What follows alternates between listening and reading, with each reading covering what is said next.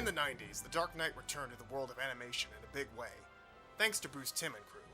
Batman the Animated Series was stylish, dark, and heavily influenced by film noir. Not to mention, it introduced the world to Harley Quinn. The series was the start of the awesome DC animated universe, which was continued nicely a few years later with Superman the Animated Series. This show was a great update to the classic Fleischer Studio cartoon, giving it a fresh new look, yet still feeling nicely familiar. With the success of these series, naturally there was a bunch of games made to capitalize on the hype. So let's check out a few. First up is Batman Vengeance. This game is kind of a cross between an action-adventurer and a brawler.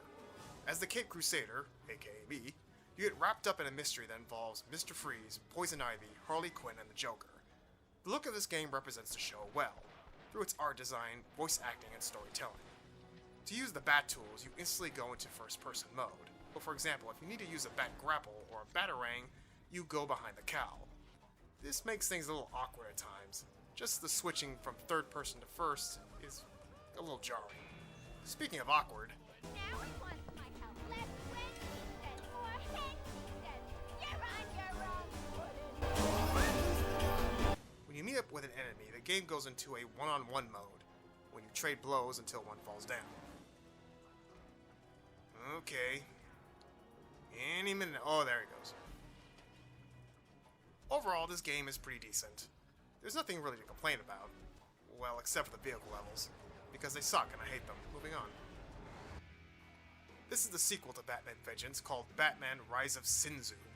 Oh no! Not Senzu! That nefarious fiend! Who the heck is Senzu? The one thing that makes this game stand out a little is the fact this game's main antagonist was an original creation. The makers of this game wanted a villain similar to the Emperor from Star Wars.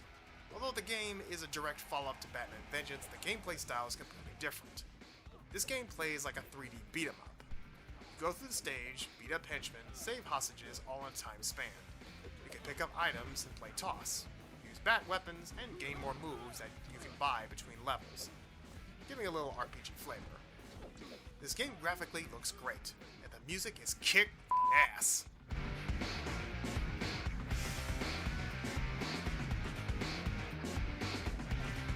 The gameplay can get monotonous, however, and the difficult spike is pretty frustrating.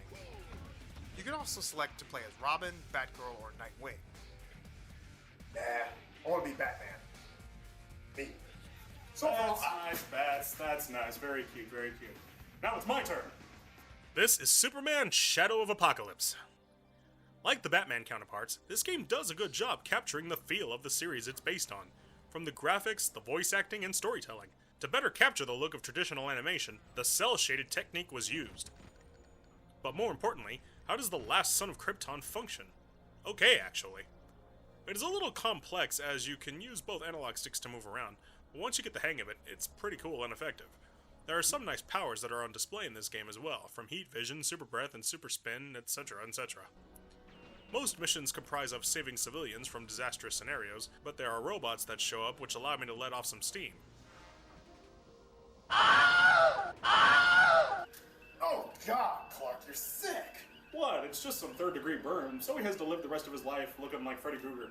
It's no big deal. Overall, this game is not perfect, but it is very playable. This game and Superman the Man of Steel on the original Xbox were actually okay games. They were a little rough around the edges, but not the complete disasters that the game media would have had you believe. The thing that really hurts the Superman games the most is that I have yet to have my own Arkham franchise. You know, that one series of great games that stand out amongst the rest? The one to take it to the next level. Well, there is another reason. And exactly what reason could that be? Well, the Superman game that came out before this one was just so terrible it overshadowed all Superman games afterwards. What game could that be? I don't have any recollection of such a thing ever existing. You know what I'm talking about. No, I really don't. Superman 64.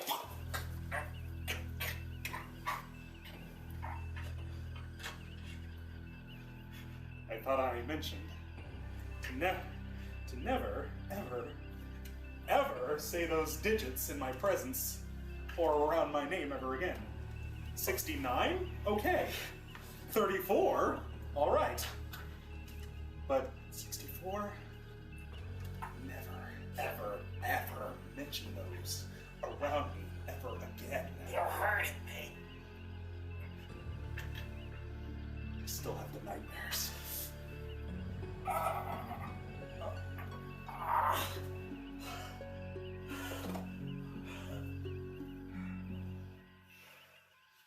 Look, man. I know how you feel. But this has to be addressed. You know that. You couldn't avoid it forever. I suppose you're right. I've been hiding away from this fear for too long.